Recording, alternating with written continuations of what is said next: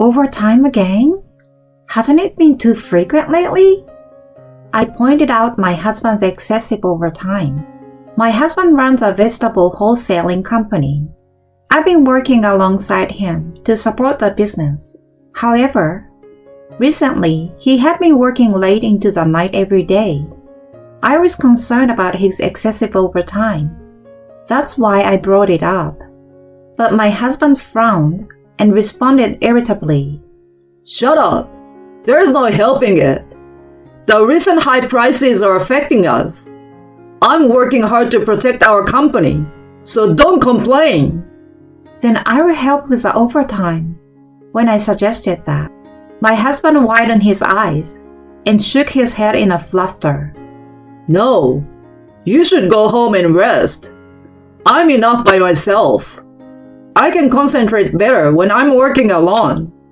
He spoke as if I were a hindrance, which secretly irritated me. But I heard that a business similar to ours fell victim to a robbery. Working alone late into the night during such times. When I mentioned that, my husband chuckled. It's just a coincidence that another business was targeted. You worry too much. It's annoying when you are like that. Forget about me and go home to sleep. You're getting in the way of work. My husband pushed me out of the office. Reluctantly, I said, "Take care," and left. But I couldn't help but worry. Maybe I should install more security cameras and take precautions. While pondering this, I looked back at the office. That's when I noticed some moving shadows in the darkness. What is that? Ah! My name is Violet, and I'm 39 years old. I currently run a vegetable wholesaling company with my husband Frank. We had an arranged marriage, and our relationship has been relatively good. My late in-laws also appreciated and cherished me, saying that a capable daughter-in-law had come. Thanks to that, I was well regarded by those around me at my husband's company. After my father-in-law passed away, my mother-in-law and the board members had a discussion and decided to have my husband and me take over the company. There was a strong trust from the employees, and they would sometimes jokingly say things like, "As long as Violet is here, everything will be fine." Even after my mother-in-law passed away, my husband and I worked hard, even though we had our disagreements at times. On this day, I had been complaining to my husband when I arrived at work. Since my husband didn't help with household chores, I ended up expressing my discontent in a stern tone. In response, one of the employees jokingly remarked, "The president is completely under Violet's control, isn't he? I'm not really bossing him around. I'm just asking him to take out the trash before going to work. And putting socks in the washing machine without rolling them up is something obvious, right?" When I complained like that to the employees, my husband genuinely apologized. My bad. I sometimes forget. I will make sure to do it next time. "You always say that, but you never actually do it, right?" I replied with a sigh. I often complain about household matters and such, and perhaps it's because of these frequent exchanges that I've intentionally earned the reputation of being a controlling wife. However, when it comes to actual work, I intend to be aware of my place. I was serious about my work on the field, but I also provided strong support for my husband, who had a tendency to be easily swayed in his role as a company's president. Around the beginning of May, my husband informed me that he wanted to talk. In the office, he had an unusually serious expression on his face. "What's this talk about?" Actually, I'm thinking of hiring this person. There is a resume on the desk. The resume photo is of an attractive but somewhat listless-looking woman. Checking her background, she's 45 years old, the same age as my husband, and attended the same primary and middle schools. Do you happen to know her? Oh yes, she's Margaret. She's my childhood friend. I bumped into her the other day. She's a divorcee, and it seems she returned to her hometown with her child last month. She's a single mother, you see. She mentioned that she's been struggling to find a job and is having a hard time. I thought I would give her a helping hand due to our old friendship. I listened to my husband's words and offered my input. Looking at her background alone, she seemed like a suitable fit for our company. She seems to have some office experience from her temp jobs, and I believe she can do the job. What do you think? Well, I think it's a good idea. However, let's start her with warehouse work like the other new employees. I convey my thoughts, and my husband nods with relief. His childhood friend, who joined the company as a mid-career hire, quickly became friendly and familiar with her new colleagues. Looks like she will fit in well. That's good. I feel relieved observing Margaret's demeanor, but I was still troubled at the office. The reason for my concern was a recent impact of rising prices, which had been giving both sellers and buyers a headache. As I reviewed the financial records, a sigh escaped naturally. My husband had been working late at the company after employees had left quite often lately. Sometimes he even worked late into the next day. This had been going on for about a month, and I couldn't help but worry. More overtime? Isn't it getting excessive lately? I pointed out my husband's frequent overtime. However, he frowned deeply and responded with irritation. Shut up! There's nothing I can do about it. It's because of this inflation. I'm working hard to protect our company, so don't complain. He retorts with a raised voice. Lately, it seemed like he was getting more irritable and annoyed when I talked to him, possibly due to stress. Then maybe I should stay and help with the overtime. When I offered, my husband's eyes widened, and he shook his head in a fluster. No, really. You should go home and rest. I can manage on my own. I can concentrate better when working alone. It felt like he was implying that I was a hindrance when I was around. My husband disliked me staying for overtime. He believed that he could work more efficiently alone. But I heard recently that a similar business got robbed. Isn't it dangerous to be here all alone so late at night?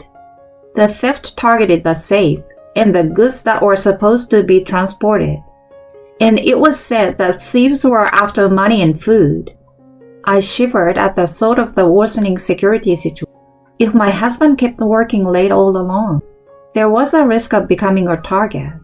I suggested it might be better to finish work earlier, but my husband just chuckled. It's just a coincidence that another business in the same industry got targeted.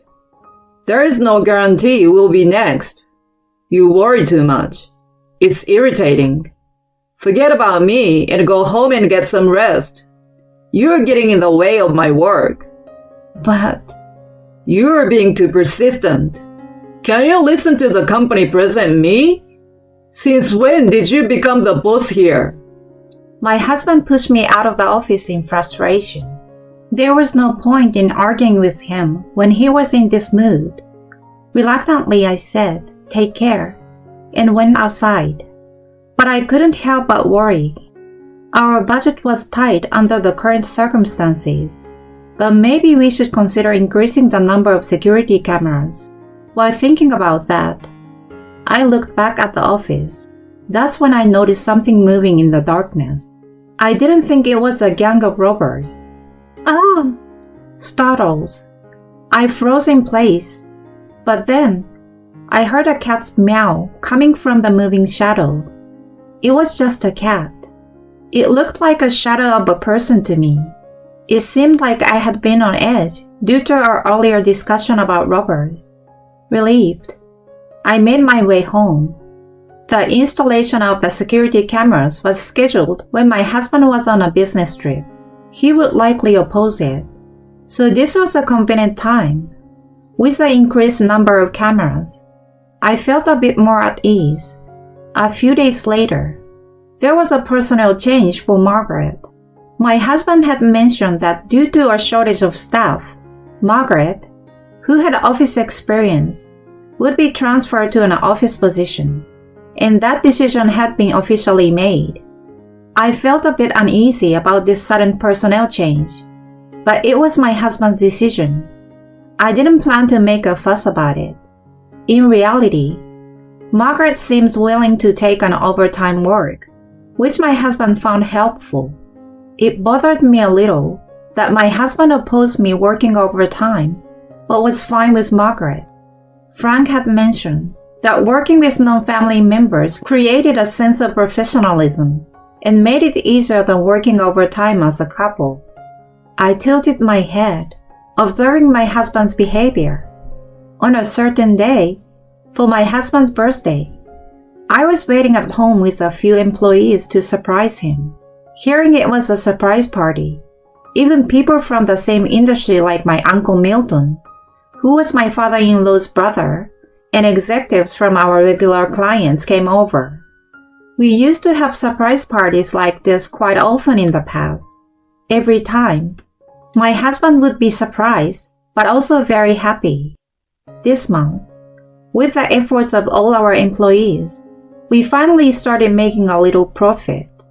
I thought it was a good time for a somewhat grand party.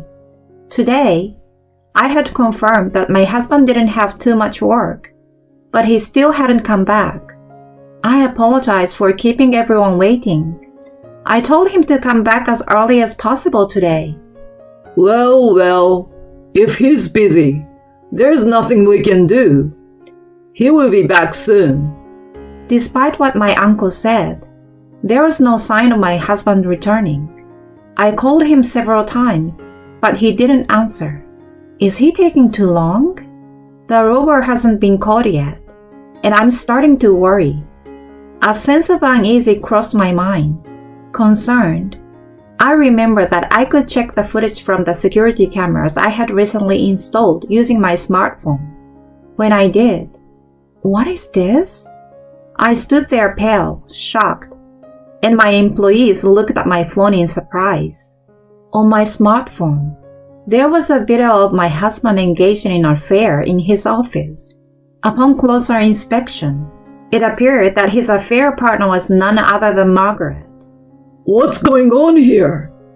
Even Milton, who was known for being devoted to his wife, looked disgusted, as if he was watching something filthy. This must be some kind of mistake. In a rush to remain calm, I accidentally turned up the volume on my phone. The indecent sounds of my husband and his affair partner filled the room, and his infidelity was inadvertently exposed to the employees and important clients. Everyone stood there, their faces drained of color, at a loss for words. In this situation, there was no room for a surprise party. We decided to call it a night. The next morning, my husband came home late, and when I asked him what had happened, he casually replied, I was out with Milton, and we were drinking late, and he let me stay over. Oh, with Milton you say? Well, Milton was at our house last night. Anger welled up inside me as my husband told that blatant lie. It seemed that he had been lying about working late for a while now.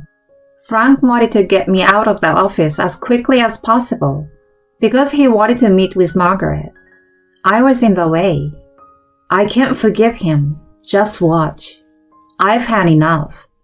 I hired a private detective to investigate the affair, and I had my employees look into Margaret's behavior at work.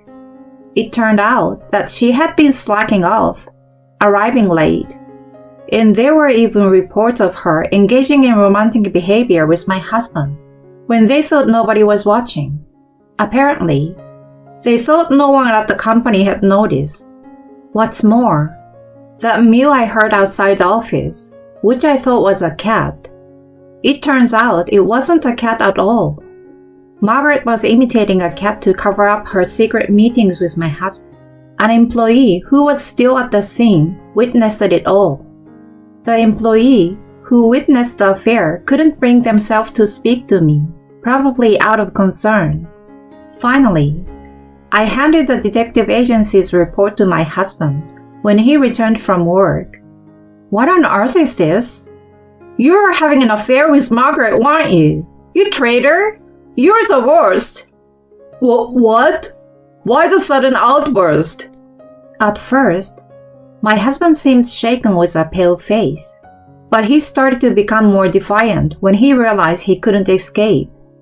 "Well, if I've been caught, there's no helping it. Yeah, that's right.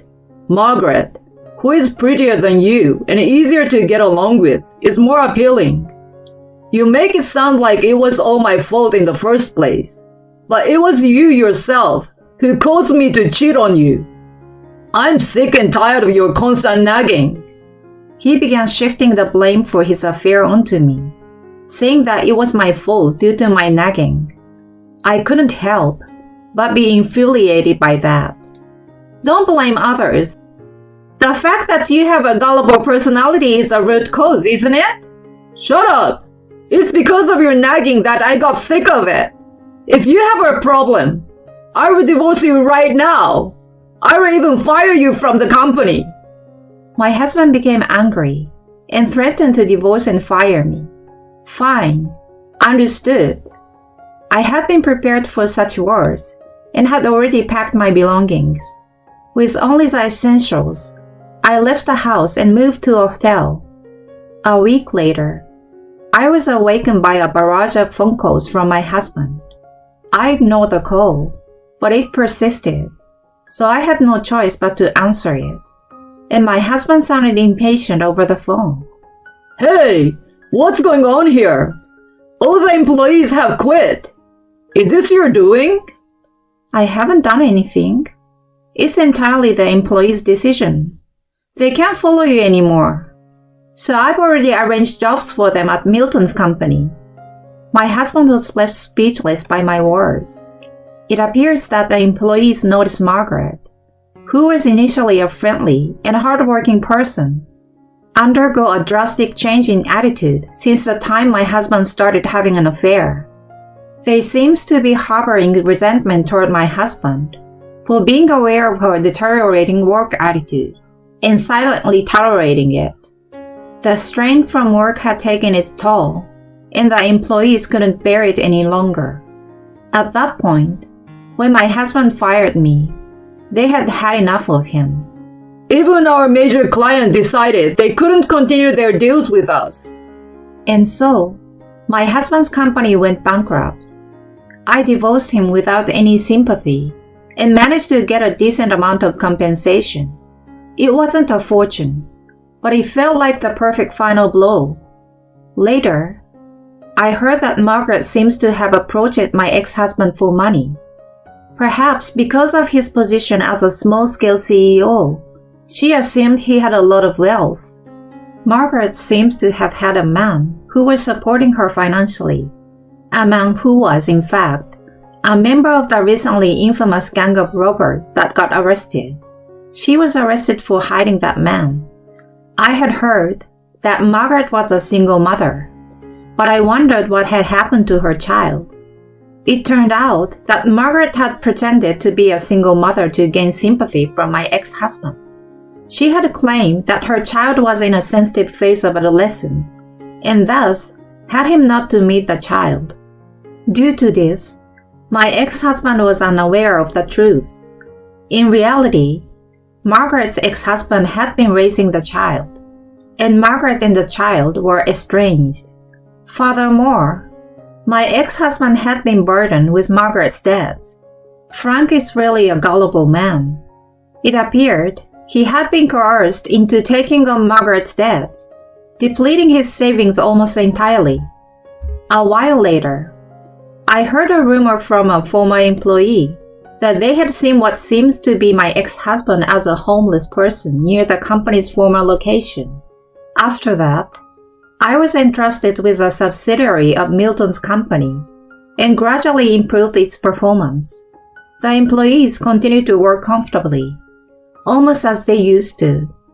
The somewhat unfunny tale of discovering a thief inside while implementing external security measures remains a topic of discussion to this day.